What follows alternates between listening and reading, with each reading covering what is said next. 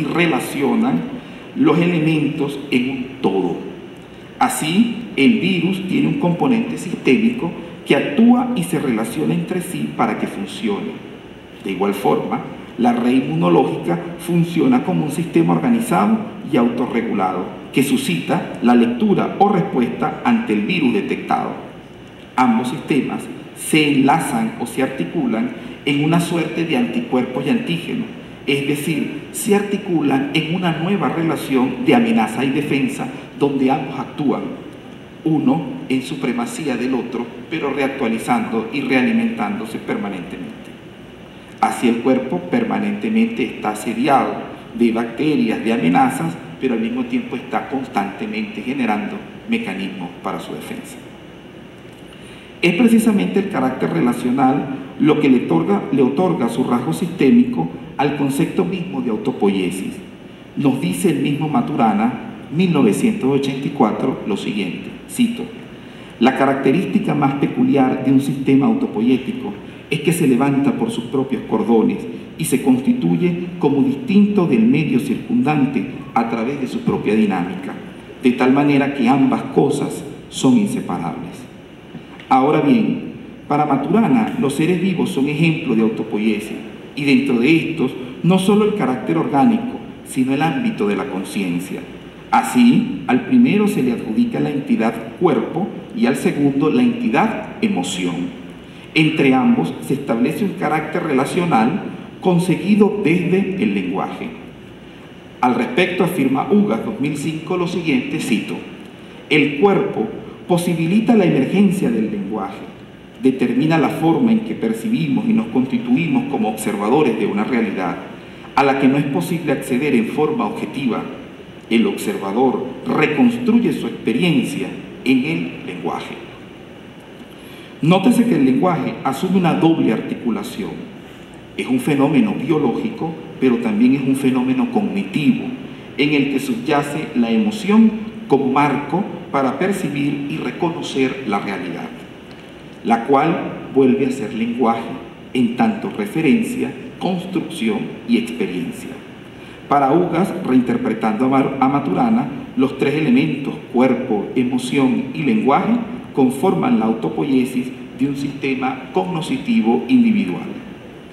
Si Maturana aborda el concepto autopoiesis desde las fronteras biológicas y cognitivas, Luhmann aplica este concepto a los sistemas sociales.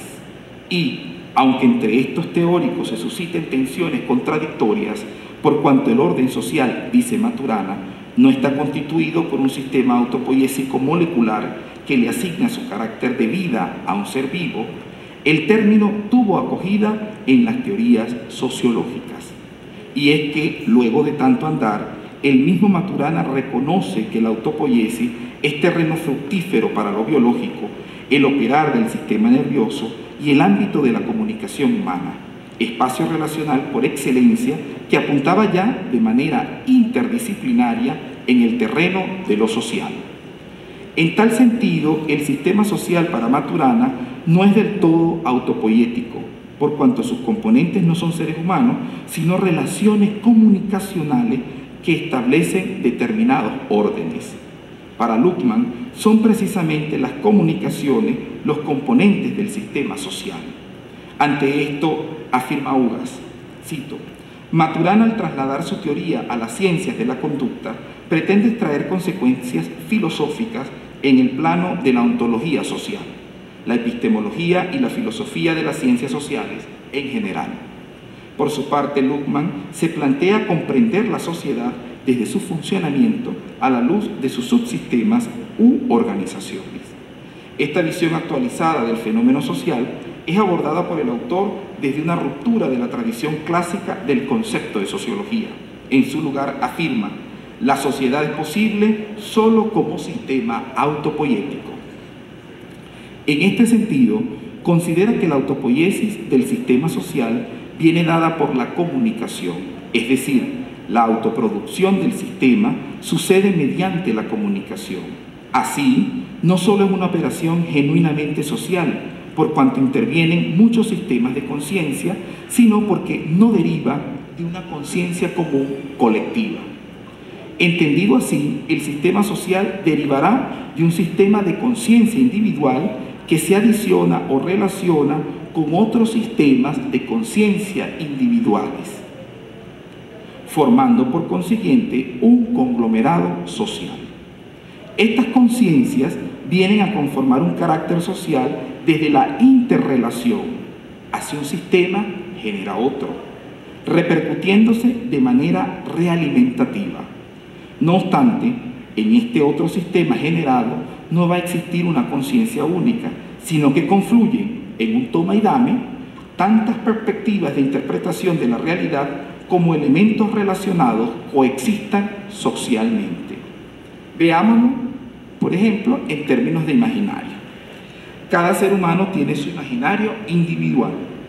Todos estos imaginarios, desde sus tensiones análogas o discrepantes, conforman un imaginario colectivo, que, aunque colectivo, vuelve a autoorganizarse desde la condición reinterpretativa que de lo social hace el individuo, para acomodarlo nuevamente a su imaginario individual, que vuelve a ser social y así nuevamente individual, en un circuito de transiciones constantes e inacabadas que se traducen en reactualizaciones permanentes. A este respecto, afirma Ugas, hay interacción social cuando, operando como entes discretos, como seres biológicos, compartimos un lenguaje, cuyas propiedades, en un dominio de realidad especificado, hacen posible coordinar conductas en función de objetivos recíprocos. Aunque los sistemas sociales no desemboquen en un acuerdo absoluto de los individuos, la comunicación como sistema funciona, es autopoética, por cuanto se produce en relación con otras comunicaciones y en una trama recursiva se suscita una relación reproductora que se hace eco o resuena en cada una de estas comunicaciones individuales, que son sociales y que vuelven a ser individuales. Se observa entonces que en esta nueva referencialidad autopoésica el lenguaje ocupa un lugar estelar, por cuanto no es un fenómeno individual en tanto relación, pero sí lo es en la constitución biológica. Recordaba entonces la vieja dicotomía entre lengua y habla que nos planteaba Saussure. La lengua es individual y el habla, como carácter relacional, la hace o la constituye en social. Cada quien tiene un concepto de lengua alrededor de los sistemas en que ésta se organiza. Sin embargo, este concepto de lengua comienza a relacionarse con otros y en ese diálogo permanente se suscita el habla, que es un carácter eminentemente social, relacional para este autor.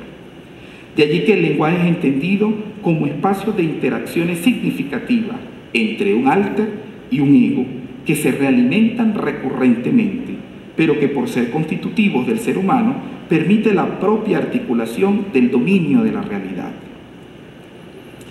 Nos dice Ugas, la doble contingencia posibilita la construcción de un sistema social, ya que ésta consiste en la selección de alternativas de comunicaciones dentro de la estructura de expectativas y reglas presentes tanto en A como en B. Reglas de A, lengua de A, reglas de B, lenguas de B.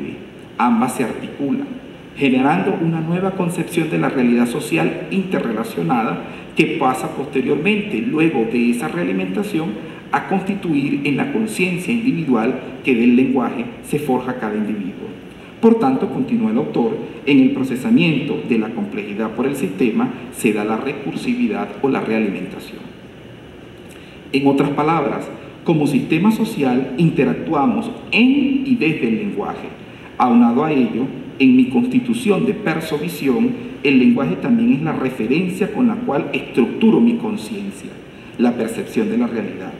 Todo ello en un marco de relaciones dialécticas entre un yo, estructuro mi experiencia de la realidad, un otro, comparto con los otros la experiencia del mundo relacional y nuevamente un yo. Las relaciones y la consideración de mi persobvisión se constituyen entonces en una cosmovisión. La comprensión del sistema social que hace Luhmann a la luz de la autopoiesis aporta algunos principios generadores.